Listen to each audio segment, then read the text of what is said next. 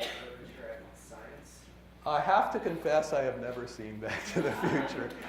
What I know about it is that it might well be. I think obviously perhaps not at deep scholarly level, but I wouldn't be at all surprised if there are aspects of that would be worth exploring from this point of view. But I've never seen it. Sorry. Got a microphone too. Yeah. Gosh, where do I begin? Uh-oh. Well, no. It's coming up, right? Okay. And I'm kind of dopamine in front of the chemist is going to be. You're right. Okay. But there are several things here that strike me, and especially at the end here, this idea of connections that come and go depending on your environment. So there's, of course, the new field of embodied cognition that says the brain's only doing what it's activated to do. And that's Derrida's theory of language, right? That the brain is creating language not because it's pre-programmed, but that it has to. But what I'm wondering is,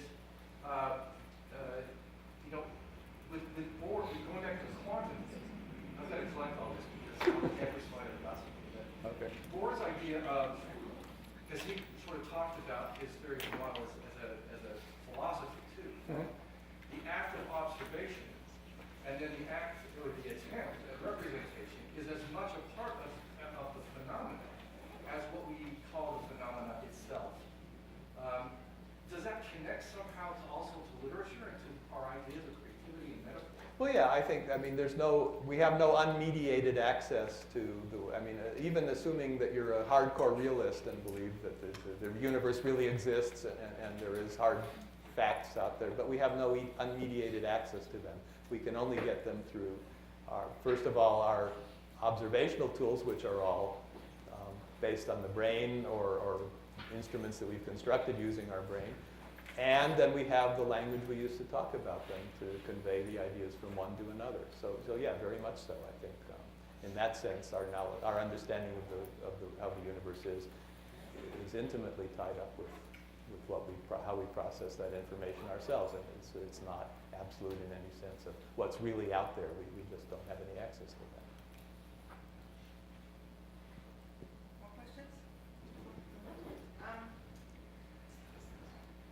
I'm curious about the history of this disdain for the humanities. I'm the child of a physicist, but I'm now in the arts and humanities. I grew up hearing a lot about other physicists and what their thoughts were. And I remember one quote that was often referred to. It was said by a guy called Rudolf Peierls. Peierls is the guy who had the idea for the atom bomb. The American, I can't think of his name, who built it, but Peierls actually submitted the idea. He had a definition of philosophy that was terribly negative, destructive. It was something like the definition of philosophy is the study of the definition. It was some kind of circular thing that kind of attacked itself. Do you know of any examples where, now it's the humanities that are the focus of all this attack? Is there can you think of examples or history of philosophy itself being the focus of attack? Yeah, well, philosophy is part of the humanities, to be sure. I could come up with a few more quotes. There's one I really would like, if anybody knows who said this. I've been trying to identify it. That someone said modern philosophy has become the search for for answers to what nobody but a philosopher would recognize are questions. I like that one a lot. I think. I mean, certainly there's been antagonism, maybe too strong a word, but turf wars over the relative merits of sciences, going at least as far back as the 19th century. And there's a famous book by Matthew Arnold about science and literature, where he argued, because I think Thomas Huxley had argued for the superiority of science for learning, and Arnold argued no. And that's been going on for a very long time. And then there was the C.P. Snow in the middle of the 20th century and so on. Yeah. So this goes back quite a long way.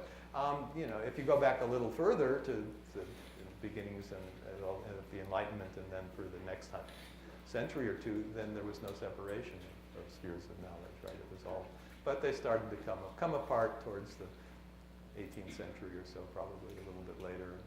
And then the reactions in the 90s of the strong reactions were a little bit anomalous, mostly because most scientists just paid no attention to what anyone else was doing, not because they were perfectly, you know, supportive of it, but they just ignored it. So finally, we got some people who said, "Oh no, this is dangerous. We've got to respond to it."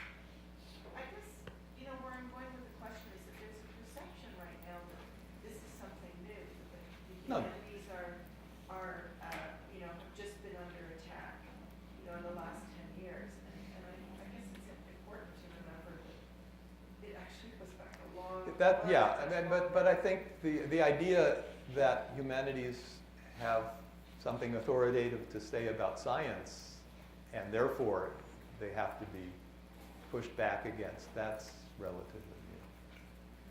I think that probably started, that's where the science force came about. Any students, before we go on to your next class? I'm sure you've got some questions. No? Think again. You've got a question, right? No? Your hand almost went up. Do you need a? No, thanks. So there's been an exhibition recently of work by a neuroscientist, a Spanish neuroscientist who is also an artist, and his depictions of artistic depictions of neurons and pathways. That's Ramon y Cajal? Yeah, that's what you've reminded me of, is Okay. those kind of ways of seeing that some people are better at than others. Yeah, absolutely. Well, he was a major figure in the late 19th century.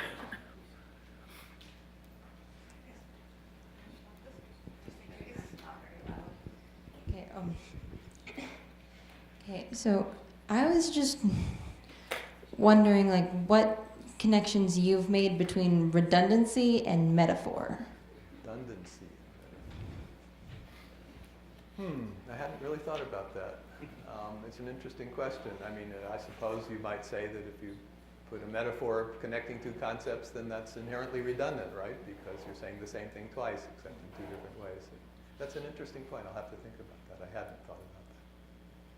Well, I'm glad I could pick your brain about that. Where are you coming from? The question, yeah, but something Oh. in the back of your mind.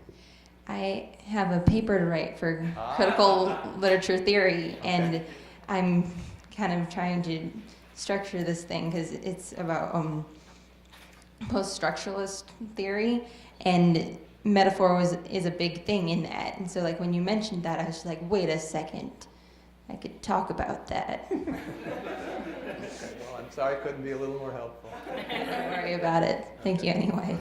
Anybody else got a paper to write? No?